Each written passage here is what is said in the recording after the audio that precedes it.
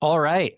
Welcome to another episode of Insert Innovation, where we interview entrepreneurs, ideally locally in Orange County, sometimes Chapman alum, sometimes not. Today, we're going to interview someone who's not a Chapman alumni, but who's built a pretty interesting business. So, Jim, first of all, thanks for being here. I appreciate that. Thank you for the invitation. So, I'm going to give you a quick intro because I did a little bit of research on you, and then we'll jump into it. So, Jim Stfanion is the founder and CEO of Storage Caves. He began his career in real estate during the post-2008 distressed asset cycle. We remember that. Building Summerland Asset Management, specifically around risk management, collateral protection, and disciplined returns. So today, Jim applies that same institutional mindset to his company, Storage Caves, where he's developing single-story, condo-mapped storage garages that serve everyone from RV and boat owners to contractors, e-commerce businesses, and consumers. What makes this model compelling is its resilience, early debt payoff. I'd love to jump into that when we get there. Controlled growth, and a structured design to perform across economic cycles. So that's a little brief intro for you, Jim. Once again, thanks for being here. So I always like to start with a little bit of an origin story. So maybe tell the audience a little bit about where you came from, where'd you grow up, and maybe what motivated you to even think about entrepreneurship, let alone start a company? Yeah, I think I was an entrepreneur in my diapers potentially. Now, I mean, I believe that when I was between the ages of 16 and 18, I knew I wanted to be a businessman. And so my first career right out of college was I got into the international telecommunications market. So I started a company called Wholesale Telecom. In fact, we were located right here in the city of Orange at Town and Country and Main Street. And our business model, we were a non-facilities-based reseller or wholesaler of bandwidth. And so bandwidth meaning the integration between voice and data. And so we had a little niche where we went directly into Asian import-export companies. We worked with Chinese, Vietnamese, Japanese corporations that were doing a lot of import-export. And by default, of course, they're going to be on the phone a lot with Asia and sending, data packets. And at the time, there was facsimile, but we basically integrated voice and internet over T1 lines or dedicated international lines. And so I had that business. I founded it in 1994 and then divested and sold my interest in 2008 and then started Summerland Asset Management. And so real quick on the bandwidth company. So you got to tell us a little bit, like, how do you even fall into a niche like that? Is it timing? And how did you identify a niche within a niche, that particular market that you were serving? You got, help us understand how your mind works and how you even fall into something like that.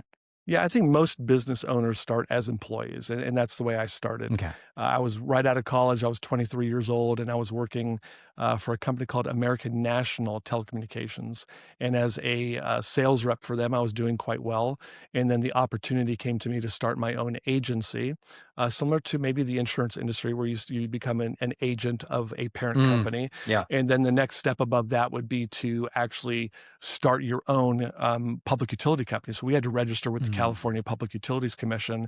And the difference is basically you own the customer, you bill the customer directly under your name, and you kind of graduate from that agency position. But to answer your question, I started as an employee in the industry and then figured out that I could do it on my own and keep those margins for myself and whatnot. That one resonates a lot with me as kind of a guy who's dabbled a little bit with entrepreneurial side ventures, but has prominently been kind of handcuffed to the corporate world. And there's been a lot of moments in my career, throughout my career, where you're just naturally having conversations with customers and they're talking about pain points and problems that, maybe your company solves a little bit of, but you're like, I wonder if I should really bring this information back to my product team or if I should just go out and build it myself, Yeah. Incision, if you're listening, to be clear, I haven't done that, but I think it's a good lesson for anyone who's maybe working a corporate job, who's thinking about entrepreneurship, it's like you learn a lot of the right skill sets in corporate, right? Learning how to sell, learning how to market, you're learning how to be in front of customers. I think identifying the problem and then really taking that leap of faith to actually go out and do it yourself is where most people, myself included, tend to get a little timid. So can you just talk before we get to Summerland and then the storage business? How do you get the bravado, the confidence to leave a corporate gig and to go all in on what is arguably the most risky profession in the world, entrepreneurship? You have to take a calculated risk. You've got to know the data, right? And you've got to believe in what you're selling. And if you have the data, if you have the marketplace and you have a decent business plan, then if you're doing it as an employee for another company, you should be able to do it for yourself. Yeah. You're like, I know the market's there. I'm doing it now. Right. Yeah. Yeah. So, I mean, there's inherent risks. I mean, you're probably, when you start your own business, you're going to operate with negative cash flow and you're going to, maybe be at a loss for 3 to 6 months. But if you project, certain volume quotas or certain volumes that you were doing as an employee, and you push that forward 1 or 2 or 3 years, you should see a road to profitability. And you just got to go for it and have faith in yourself, understand the market in which you're in. And I think that's how most small businesses form, is from an idea, or again, you're an employee in a certain industry at a company and you're like, I could possibly do this on my own. And that's the great part of free market capitalism, and how the United States works, and the fact that there's a lot of um, um, open competition laws, especially in the state of California, but in most states, you can leave your place of employment and basically go out and start to compete with your ex-employer. Yeah. You Yeah. So you do that, and then this is around late 2007, 2008, you decide, and I remember those years because I actually graduated around that time from UC Santa Barbara, go Gauchos. And I think in hindsight, ignorance is bliss for me. I didn't know anything any different, right? But I went into the workforce. I think the first job I had was with Canon Business Solutions, slinging copy machines, like door to door. I mean, talk about a tough gig. But I vividly remember, knocking on the door of a local church in San Juan Capistrano, or knocking on the door of a sign company, and the door opening and seeing nobody in the office and seeing a lot of things abandoned. So that was a very interesting time during the housing crisis, and a lot of stuff was happening. What made you get into asset management at that point, and why the shift into that? Yeah, so we saw all of the defaults happening in residential real estate, and I built a business model around going to regional and national banks and buying in bulk those subperforming and defaulted mortgages. So subperforming would mean that you hold a mortgage and you make payments 1 through 3, but then you miss 1 month. And then you resume making payments, then you miss another month. That would be defined as a subperforming mortgage. And what happens to the holders of those mortgages, mainly bankers, is they will put those into a higher credit risk category, and then they will discount the value of that mortgage. Then obviously there's a non-performing mortgage where people just have stopped paying on that mortgage. And so at that point in time, banks need to unload that and get rid of that mortgage because they don't want the headaches of foreclosure or doing a loan modification. So we bought those in bulk. We put together a business plan, went to a group of investors. They understood the relative safety of an insured first lien on title mortgage. And so it was great. We bought them for a discount. Then we went to the homeowner and typically did a loan modification, or possibly gave them cash just to move out and vacate the property. We were very amenable to equitable and fair workouts with the homeowner. So it was somewhat fulfilling because we were helping the homeowner to a certain degree. And obviously it was a good investment for us. And so we did that for maybe, I think, 7 or 8 years, from 2009 till 2017, under our brand name Summerland Asset Management, and it was a good run. And so you do that for that run. At what point do you realize that you're getting out of that business, or did you get out of that business? Or are you still part of it, and then into the storage business that you're in now? Yeah, that's a great question. So Summerland Asset Management was a diversified real estate investment company. So we bought real estate notes. We also built two senior living independent living apartment complexes. So in senior living, you've got assisted living, memory care, and then you've got just independent living. So we built apartments for independent seniors that, could drive on their own, cook on their own and whatnot. It's basically an age restricted apartment. So we had never been in that business before, and we had a feasibility study presented to us in a city called Cypress, Texas, outside of Houston, and the feasibility study was amazing. Everything within 20 miles was sold out. Most of the senior living apartments were 20 years or older, and the analyst told us, if you built on in this location, you do very well. So it was a great presentation. We took that to our investors. They loved it. They funded it, and we did it, and it turned out very well. We sold that asset to the Carlyle Group at certificate of occupancy. And then subsequent to that, we built one more senior living apartment in Lake Havasu City, Arizona. So to answer your question, the migration from buying real estate notes and mortgages to senior living and then into boat and RV storage was this natural progression that happened through Summerland Asset Management. And part of it was the fact that I had partners in Lake Havasu City, Arizona, and then we had another branch office here in Irvine. So in Lake Havasu, as you know, it's a destination city, and a lot of people go out there to recreate, and they'll tow their Sea-Doos and their boats and off-road vehicles all the way from LA County, Orange County, or from Phoenix to Havasu, and there's just absolutely nowhere to store these large items. And so for decades, consumers would tow them all the way out to the lake and tow them all the way back to Southern California. When they got back to Southern California, there was really nowhere to store them but outdoors. So my partners came to me and said, we have to get into the boat and RV storage business. And I listened to the business plan and I loved it. And we literally put a sign in the ground in 2019, and our phones rang off the hook from consumers that wanted these big single-story drive-up garages big enough for their RVs and their boats and their Sea-Doos and all their toys. And so the business really took off from there. And then there was a major pivot in 2020. I was assigned a task to go out and find land in Henderson, Nevada, which is a suburb of the storage business. Yeah, for the storage business. So Henderson is a suburb of Vegas. Yeah, I know. And then we went up into Reno to determine if Lake Havasu City was an aberration from a demand perspective. And we determined that Vegas had a very high demand for our garages, and so did Reno. And then from there, we went up into Boise, Idaho.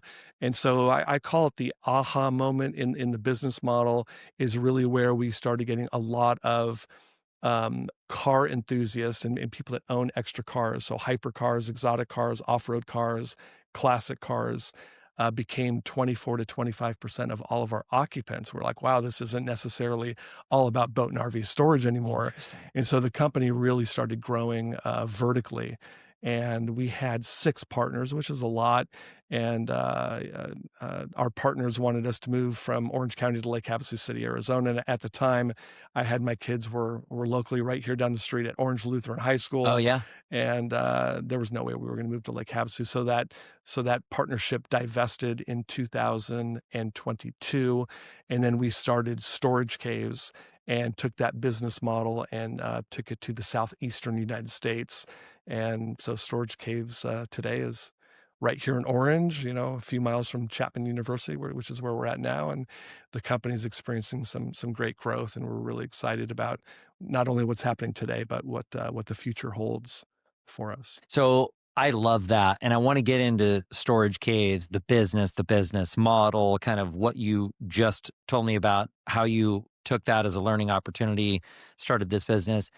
Before we go there, I'm noticing this theme with the way it sounds like you make decisions. And it's really interesting because I've had a lot of these conversations with entrepreneurs of all different shapes and sizes in different businesses, everything from blue collar to tech to agencies to now kind of commercial real estate storage. I get a sense that you're a very analytical person, meaning you let the data tell you where to make decisions. And you surround yourself with smart people or people that you trust.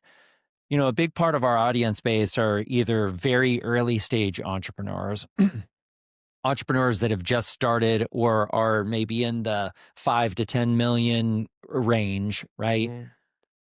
How do you identify the right people to surround you with and the right types of information to look at to make calculated decisions? And how much of that do you feel like should be based on the decision that you make, looking at data from people that you trust versus just kind of that gut that you have as an entrepreneur, Yeah. where to your point, you're like, hey, listen, I'm out here. I'm seeing people calling. We put one sign out. We're getting, I just know there's opportunity. Like, I'm just Right, curious what right, your right. take is, So specific to real estate is driven 100% by data, Right. right? And so the data speaks to us whenever we go out and buy a piece of land. We know what we're going to pay per acre. Yeah. We will do a yield study, and a yield study is basically if you take, let's say, 8 acres, for example, we'll do a yield study to determine how many rentable square feet we can build on that piece of land, and then we know how much the consumer is paying per square foot for the storage garages that we're building, and so from there it becomes a mathematical or an Sure. arithmetic. You got to model it all out in what we call a pro forma. Yep. So we'll take our land cost, we'll take all of the costs to build our prototype, and then we'll see what our costs are, and then we'll take the number of square feet that we're building, whether we're leasing those garages or we're selling them as a condo. We will then determine what our profit margins are, and if the profit margins meet our criteria, then the data is going to tell us to build on that site. And then there's other components such as we're very disciplined in the sites that we build in. We pass on good sites all the time and wait for a great site. And when you wait for a great site, you mitigate risk by doing so. So we're I love building in that. some really big cities. We're building in Charlotte, North Carolina. We're building in Atlanta. We're building in Dallas. And when you get into bigger cities like that, our consumer is basically an RV, a boat, or a car owner. And then today we're really starting to disrupt business inventory consumers. So we're getting a lot of business inventory people, like, let's say your mom and pop Amazon business. They have to have a single story drive up garage for their inventory. They're certainly not going to go up in an elevator and go up to a CubeSmart or Public Storage, because Yeah. those garages are Be able to small. back in, There's load an everything in a elevator. truck. Yeah. Yeah. So basically, the number one criteria for us is rooftops. We've got to be we've got to be within 10 miles of 500,000 people. And if we're within 10 miles of 500,000 people and we have very little competition in the marketplace, then our internal feasibility, which feasibility is a bunch of data points that we Sure. gather. And if we check off all of those data points, then we know that we will build there. And then the second part of your question was regarding who we surround ourselves with, which that's something, as I've gotten older, I've gotten a little bit wiser, Yeah. when you decide to Made some work. good and bad relationships is what you're Yes, saying. Yeah. sir. Yes. I've had the good and the bad relationships. When you conduct business with someone every single day, you're interfacing and interacting with them for 8 hours a day. I'm not sure that you interact with your wife for 8 hours a day, No right? doubt. Yeah. Maybe with your wife 2 or 3 hours. So, Yep. so there's a lot of decisions to be made. There's a lot of there's a variance in people's personalities. Some people are very motivated to grow the company, and other ones are just kind of clocking in and clocking out. And you have to manage personalities and have thick enough skin to give some people grace, because I'm a pretty driven entrepreneur and I have a certain style in how I conduct business. I think I've got a reputation. I'm pretty honest and pretty ethical. Yes, sir. Even the bankers will ask me, "Have you ever filed for bankruptcy? Have you ever been part of, or have you ever held an LLC where you were a member where that LLC filed for bankruptcy?" My answer is no, never. And so I have a certain discipline in the way I conduct business, but choosing the right people will be the difference between a good company and a great company, or a good outcome and a great outcome, because you can make a lot of money in business and be miserable every day with the team that you're working with. And so you've got to be use some discretion and be very disciplined and judicious in who you decide to hire and who you work with. So that's very important as an entrepreneur. I love that. And I guess, and I want to get into the business itself here next, but on the topic of finding the right people and surrounding yourself with the right people, a guy like yourself, what would be 3 tips or 3 recommendations of where to find those people, what to look for? Is it an interview question? Is it, referral only? Is it a deep resume with the right colleges? Like what's it? Because you're an employer, which by the way, thank you. We need more of those who give, good jobs to people around here who need them. But like, help us understand what goes into the mindset of Jim when he wants to find the right person. What's he looking for? And more importantly, how do you stand out? Yeah, it's actually interesting that you're asking me this question today because we actually had an interview at our corporate office, which is only 2 miles from here. And on paper, this applicant looked incredible. And but in the interview, his personality didn't necessarily match what was on paper. Well, or match really the corporate culture that we interesting. have. We've got 11 employees, so we're a relatively small business. But I'm 56 today, and I want to work with people that share our values. I want to work in an environment that is team oriented and not centered around one individual or one division's success versus another. And so I think to answer your question, I mean, certainly the credentialed uh, applicant is always going to be appealing, but I mean, you got to have a good personality, and and that person's personality and the way in which they communicate with you has got to be conducive to what you're looking for. Yeah. And then it's really interesting. I had mentioned this even prior to. And right now we're hiring another 2 or 3 employees, and I was actually telling my wife that it really surprises me that applicants come in and after the interview they don't send like a follow-up email or like a follow-up call about what they thought about the company or how much they really want to work, with the company. Interesting. And so it's I think that shows just showing some that, of the showing that motivation grit, that follow up. Yeah. Yeah. Yeah, that's really good feedback. And I think it's important too, especially for, I think, a younger, more student base that will often listen to this. And, I mean, I talk to a lot of them here just being in this podcast room. A lot of these students are just graduating. They're going into the real world. They have no idea what they want to do. They're terrified, right? Some of them are in the entrepreneurial program trying to build stuff and, they're getting some mentorship here. But there's definitely a common theme across the board, which is feeling a little bit lost and not necessarily knowing where to go, how to market themselves in a world where they feel like, they're at the bottom of the food chain, right? Because they don't have a lot of experience. So I think it's really helpful to hear a guy like yourself who has the power to employ say that, hey, listen, sure, it's great to have someone who's got a great resume and a bunch of experience, but at the end of the day, if you've got grit, you've got drive, you've got a good personality, your values align with the core values of the business, Sure. which means do some research to even know what those values are, right? That there's a shot, right? Good.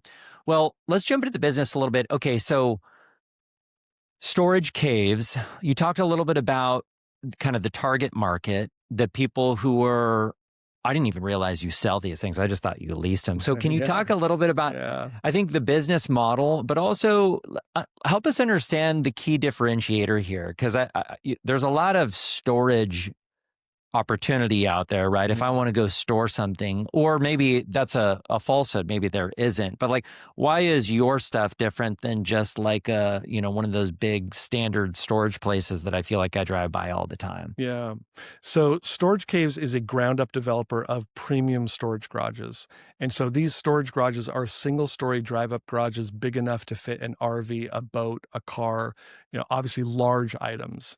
And so what makes us different is, number one, the unit size really doesn't exist in the market today. And if it does, the competition's very low. You've got CubeSmart, Public Storage, And we've all seen those driving on the freeway. Sure. They are typically 3 stories high. There's an elevator. Their garages are 5 by 5 or 10 by 10, and they typically cater to people living in apartments Yep. and or small homes, and therefore their garages are small.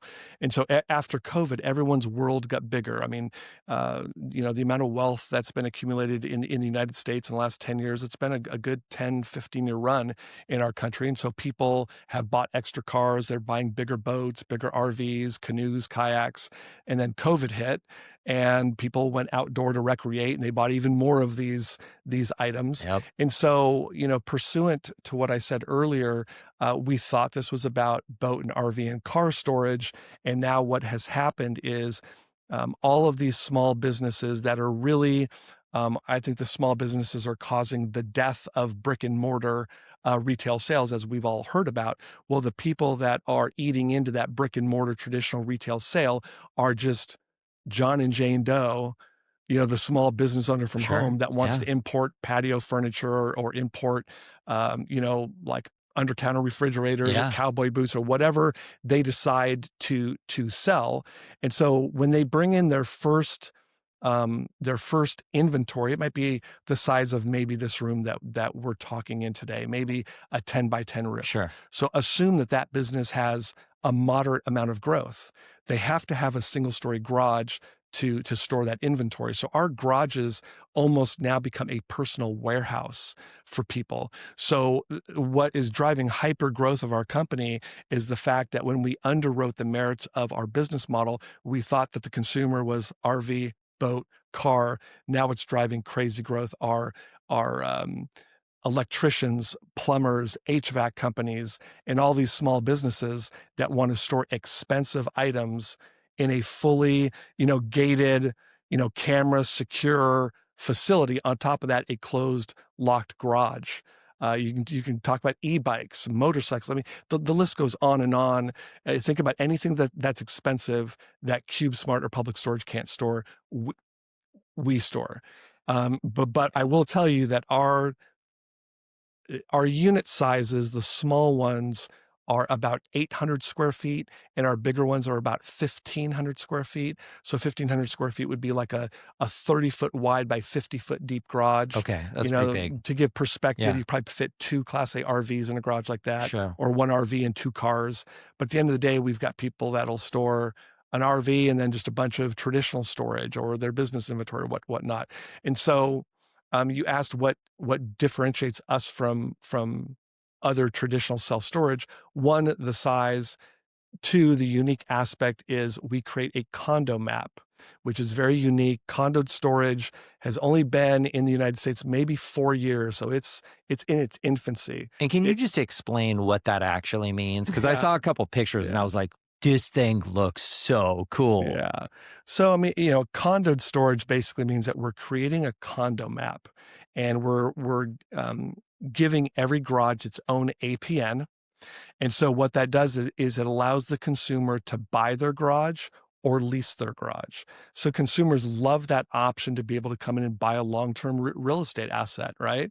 And obviously when you rent, I want one of these already. yeah, right. I want like 10 of them. Yeah. And so, for example, we had a gentleman who was 82 years old recently. He had a Class A motor coach, and he said, I'm getting older. I don't know how much longer I'm able to drive this motor coach, and I'm going to kind of shut things down here in a couple of years. Why should I buy a garage? And we said, well, number one, you have a need for storage, correct? He said yes. We said, well, look, when you finally retire and you stop driving your RV, this garage is a long-term real estate asset. You can pass it down to your heirs or keep it in your family trust, and we will rent the garage out for you. And there's plenty of demand of people that will want to rent out the garage, and the garages will rent out and distribute like a 6 or 7% yield on cash. That's and great. and people love that. So when he realized that it would remain in his family trust or in his asset base like any other piece of real estate, he's like, yeah, I want to buy and hold this long term. So I actually didn't realize that part of your business model is that you could buy and monetize off the real estate itself. I just thought that you just kind of leased or paid rent like every other storage facility out there. So that's a huge differentiator. How much of the percentage of your occupancy or sales comes from people who just buy them and then ultimately lease them versus lease? And then follow up to that, if I'm a buyer of said garage, you said you help me rent it. Talk a little bit about that. Like, are you like a property management and do you take a little piece off the top? Like, I'm just so interested in the economics of all of it. So I'm actually surprised at that question you just asked me. Oh, okay. Because that is very much a high level private equity, like banking committee question that we get. So I want to compliment you on noticing the fact that some people are going to buy versus lease. So, historical data in our developments has shown us that roughly 65% of the consumer will decide to buy the garage, and roughly 35% will decide to lease. There's probably a variance of 3 or 4% depending on what location we're at. But we let the consumer come to us and tell us what they want. We will tend to instruct our real estate brokers to explain the merits of buying versus renting. But we're certainly going to have about a third of our clients come to us and say, hey, look, we really want a garage, but we don't want to buy. I mean, the purchase of our garages are between $160,000 and maybe $230,000. And so for someone that just wants a garage and wants to lease, we keep that option open. But to answer your questions, about 65-35. Do the banks finance stuff like that? Like, it's financeable? So it is financeable. We find that the majority of people, you got to understand that the guy that's buying a $200,000 garage is going to his fancy stuff. Yeah, he's so probably got a little cash in the bank. You're going to have a higher end demographic. So, 80 to 90% will purchase it with cash. But the really easy financing solution is to go to your banker and have it cross collateralized to your primary residence. And and kind of use your home equity to like a HELOC or something like that. Exactly. Okay, interesting. And then on the lease side of it, okay, so because it's an interesting business in that I got to imagine you've got a heavy capital expenditure to just go out because you're building these things from the ground up. They don't exist before. It's not like you're taking over a dilapidated storage center and then converting them into bigger storage. Like you're pouring the concrete, you're building from dirt to storage. Yes. Okay. So that's a pretty decent capital expenditure on the front end of these. So is the goal with selling a lot, or I guess 60%, to just try and pay down debt as fast as possible and then try and monetize in the long term off of lease after that? Is that kind of the approach? Another great question. So creating the condo map actually creates an administrative headache for us internally in our corporate office. So we got to create the management company, set up the HOA, file it with the state. Every state has different laws in who can even manage that HOA, and it's an administrative task for us. However, what it does to the investment, because we have a lot of investors that fund this, is we're basically subdividing the entire development. Okay, and by subdividing the development, we're selling each garage one by one by one. So from day one, we're de-risking. Okay, so if I had our financial model in front of us right now, I would be able to show you that when we sell roughly 37% of our units, we become a debt-free investment or a debt-free development, and our investors love that. Sure, of course. Yeah. And I love it because our family office is typically the guarantor on the senior debt. Oh, wow. And in a lease up, the number one risk in ground up development is a slow lease up, right? And so typically, if you're for lease, then you have to get up to about 70 to 73% to even cover your debt service and to become like cash flow break even. And so with our model, once we get to between 36 and 37% of our units sold, we have no more bank debt. And so we love that. And so it's worth it for us to, again, the benefits are the consumers love that option to buy or lease. Our investors love the fact that we're de-risking from day one by selling the first 1/3 of our garages to get the debt off of our balance sheet. And so that's why the model exists, and it's really proliferating across the United States right now, the whole concept of condoed storage. This is so cool, man. What a great business concept. And to your point, right? Do you guys pre-sell a lot of these things, or is it typically you go out there, you build them, once you build them, you market them, and Yeah. yeah, how does the sales and marketing of this stuff work? It sounds like demand's not an issue from what you've talked about so far, but like, how are you finding these consumers? How are they finding you? How do they even know these things have gone up? Do they buy them before they're built? Just what's that Yeah, process like? yeah. Well, depending on the location, in a great location, we might pre-sell a third of our garages, and That's then great. and maybe in another location where they haven't seen our brand or seen our garages yet, we might pre-sell 10 to 15% of the garages until we get certificate of occupancy. And then the big moment in our development is pouring the drive aisles, because You if can we start to see it. exactly, Yeah. exactly.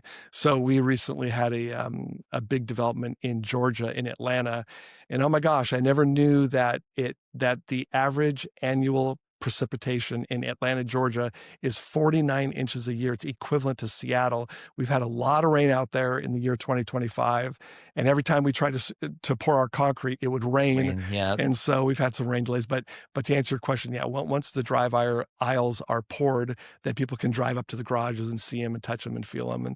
And the way we reach our customers is, we try to build a network in the local market of realtors. We do some social media advertising. We get involved with the community. We get involved with the car dealerships, the boat dealerships, the marinas. Oh, I If didn't a think lake about is those nearby, partnerships. yeah, Yeah. yeah. And so those are our marketing channels that we get into, and yeah. And talk a little bit about, because I think, and I feel like in post production, I got to layer in some cool videos and pictures of some of these things, because the little research that I did, some of the ones that I looked at were really, really cool looking. Don't you create almost like a living quarters in some of them, like a man cave, Yeah. or am I making that up? And is that like a template that you guys have, or is it just like custom to the thing that you're selling? Like, how do you get the man cave version? Yeah, so I kind of feel as if what we build is cool, but they're empty garages. Okay, So in got some it. senses, they're very generic. Yeah, yeah. But it's really what the consumer ends up doing with Sure. them Yeah, that yeah. ends up being cool. So we'll have consumers come in. Like one of them had an off-road vehicle that they wanted to store. So in the front of the garage was the off-road vehicle and a couple other items. And then in the back of the garage, because you have to remember, our bread and butter garage is a 15-foot wide by 50-foot in depth. So it's a big, long rectangle, again, that can fit a Class A motor coach. So this guy had an off-road car at the very front of the garage. And in the back of the garage, he puts up a billiards table, a couch, Yeah. a couple of chairs, hangs 4 TVs in the back. And it's like, okay, he's got like his little, Yeah. sports lounge to watch NASCAR and IndyCar and NFL and the Masters. And guys will put in poker tables. And, so they'll now it becomes, let's get away from the wife and kids. Sure. Let's go play poker and smoke cigars and drop stuff all over the garage floor and, do what men do. Yeah. Right. Yeah.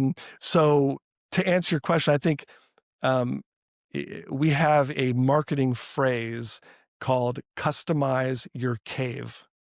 And so people will come in and build mezzanines on their own. They'll trick out, they'll epoxy the floors. Sure. Yeah. Some of them will, we build with light steel construction.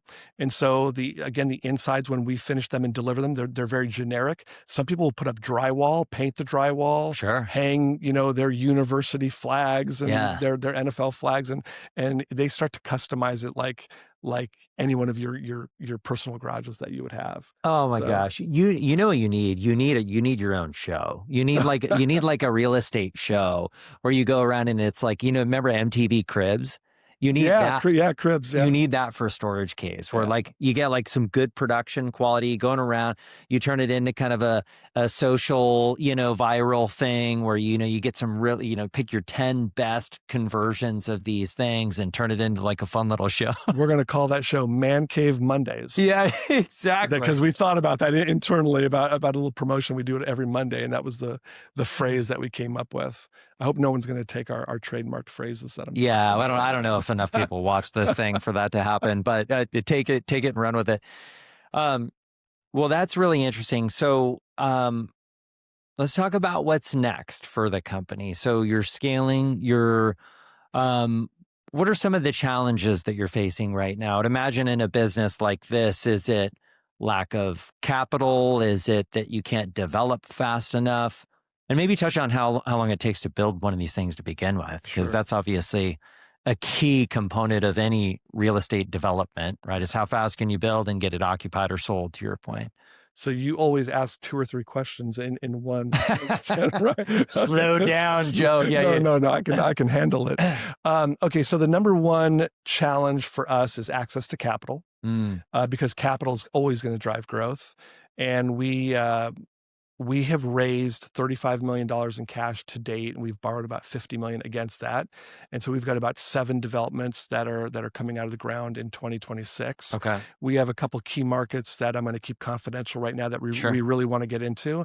And the issue is, when we go to institutions and they want to write a larger check, they kind of want to make us their employees, and we don't want to be their employees. So so the challenge is really finding more friendly investors that are happy with the returns that we give them, and finding more of them. And so that's an interesting hurdle.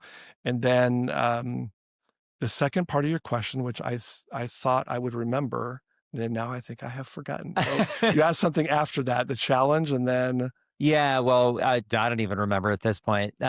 So yeah, challenge. So you capital. How fast do you develop? Right. Yeah, that's right.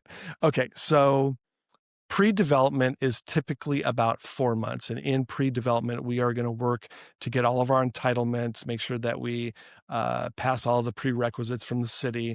I mean, we don't close on our land unless the planning department and the city council is behind our development and they've approved it.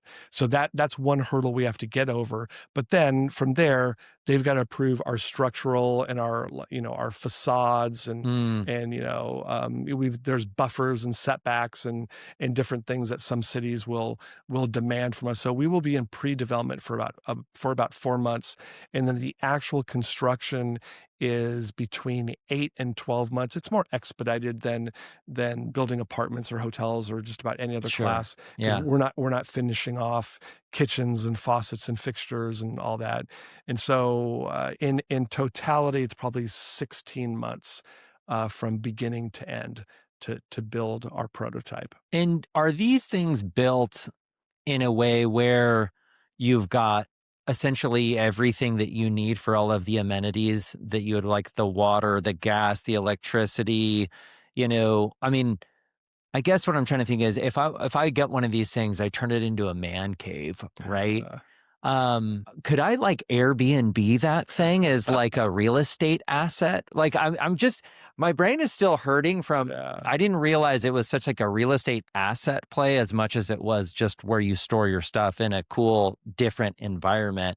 And so now I'm thinking it's like, what else can you do with a real estate asset? I mean, can you rent these things? Can you Airbnb them? And does it have all of the amenities that you would need? I would assume there's like an HOA that you got to pay, right? That's right.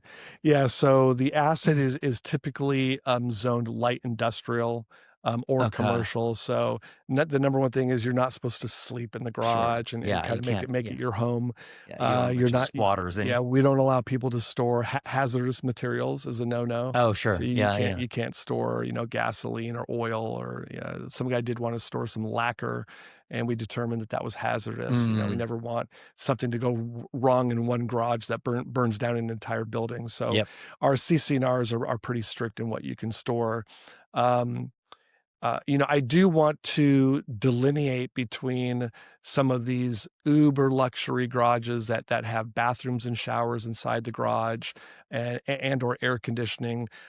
When you have a bathroom inside your garage and air conditioning, you're basically going to almost double the price of your garage. Oh, And so interesting. we are, and those garages can cost 350 up to $500,000. Got it. And typically the garages in the market that we see, in that model are what they call these car condo clubs, and they will have clubhouses. The clubhouses will have a gym, a cigar lounge, Yeah. and basically it's like a yacht club for exotic car owners. And so that's a similar model to ours, but that's not our model. Yeah. That's a very high-end type of garage where Storage Caves is mainly focused as a pure play on storage, and a play on, someone hanging out in their garage for 2 to 3 hours, not necessarily, all day and night long, right? Sure. So we typically have about 1/3 of our clients that want climate control, and the delta between a non-climate control garage and climate control is about $50,000. It's expensive. Yeah, that's definitely. There's a lot of electricity that needs to go there. It needs to be individually paneled, and then we put up a mini split. But we have some proprietary new solutions that are evolving in regards to portable air conditioning that doesn't tap into our electrical grid. And it's something really exciting that we're working on at Storage Caves that could provide a cooling solution for like $2,000, which is not $50,000. And so for people that want to go to their garage and it's during a heat wave in, July or August, and they want like a quick solution to cool down their garage, we've got some technology that's evolving that I'll kind of keep a secret right now. Oh, I like it. Coming out soon. Little teaser. Yeah. Well, this is fantastic. And, a couple more questions and then we can wrap it up. But I really appreciate you kind of breaking down the business and learning more about it. So you talked a little bit about your challenges. They sound like good problems to have, at least at this point of your business and where you're at. Let's think a little bit further into the future. I think you'd mentioned your age earlier, which I won't say out loud. You look great, by the way. When you think about legacy and, what you're doing here, I'd love to get your perspective on how you're thinking about this business in the long term. Is this, again, another venture like the previous before this, where you've found a niche, you're finding something that you're good at, you're interested in, you're having fun, make some money, and then move on to the next thing? Is this something that maybe gets passed down to the kids? Do you even think about that kind of stuff right now? Or are you just all in on the business? Like, I'd love to just understand how you think about the longer term future. Yeah, I think about it all the time. Okay. I really don't want anyone to know my age, but I am 56. Okay.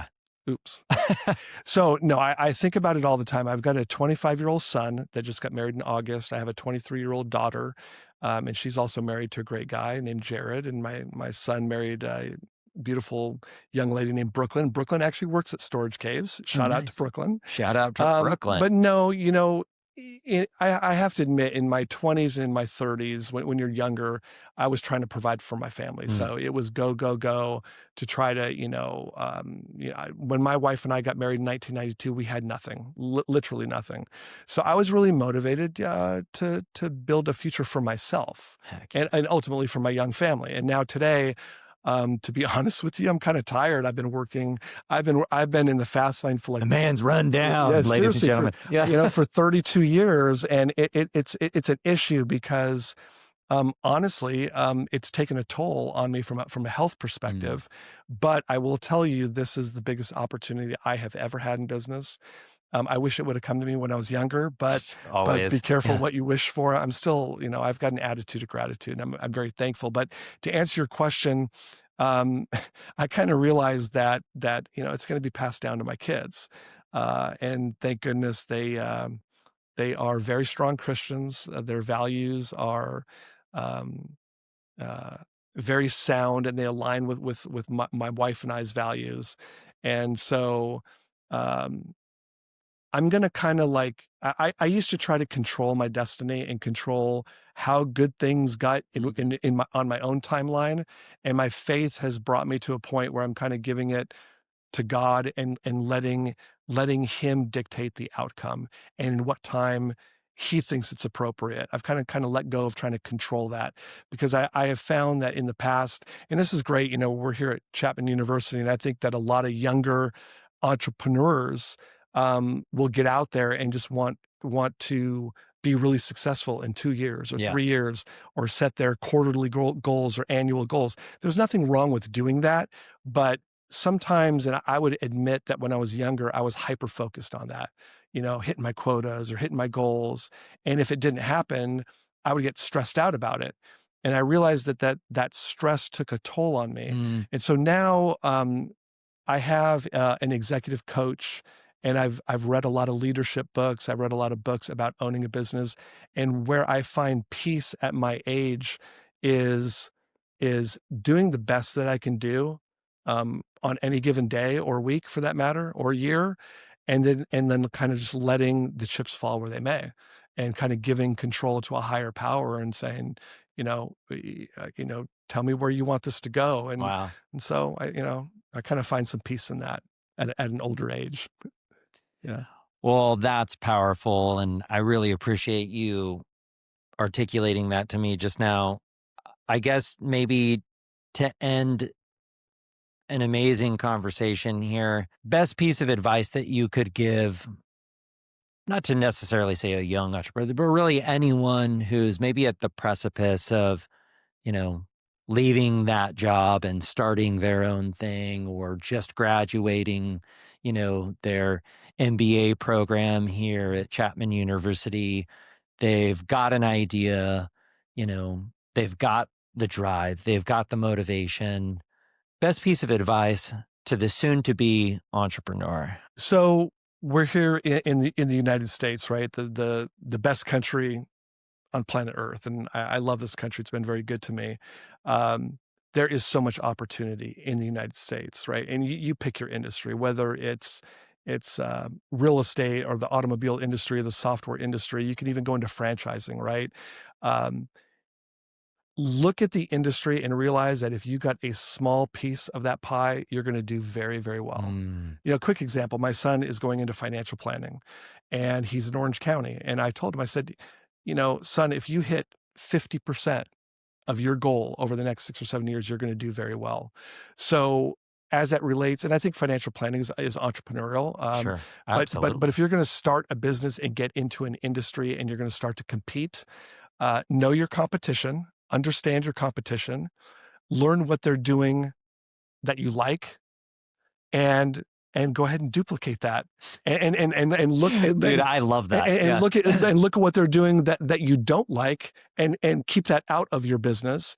I mean, again, just look at a franchise. You and I could open up a Jersey Mike's tomorrow. Sure. We could open up. I can name all the names. I don't want to. But look at that. Look at whatever industry you have a passion for, and then look at how big the market is. I'm going to pick on real estate just for a quick second. If someone's a realtor, and let's say they're in residential real estate, or they're industrial or commercial real estate, look at the industry and go after the higher volume real estate areas. And know that if you have just a moderate amount of success, you're probably going to do very well, right? And so I guess my advice to an entrepreneur is, you have to build the what you know, and then you have to follow that up with who you know.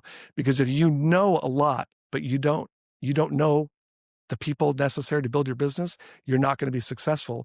And then if you know a lot of consumers or customers, but you don't know your industry very well, so I guess the answer would be to really. Knowledge is powerful. You have to know your industry. You have to know what you're talking about. When you speak, the end user consumer is gonna hear that knowledge or lack thereof, and that knowledge is going to resonate with your customer. And ultimately, you'll gain that customer if you develop good communication skills along with a strong education, and then get out there and network. Just hustle. Get out there and get to know people.